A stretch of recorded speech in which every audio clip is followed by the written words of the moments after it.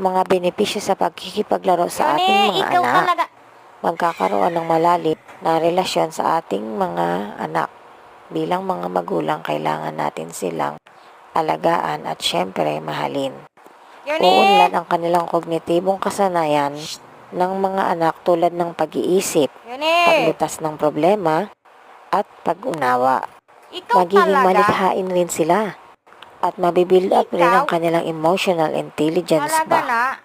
Ang mga laro na may kasamang pisikal na aktibidad ay nakakatulong sa kanilang pag-unlad ng kasanayan ng mga anak tulad ng pagtakbo, paglukso, o pagtalon, pag-angat.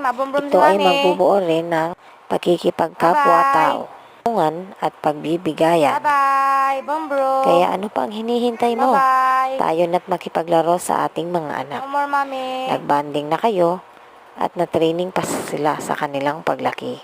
Magkakaroon din sila ng mga memories na kasama tayo, hindi ba? Ha? So, win-win situation.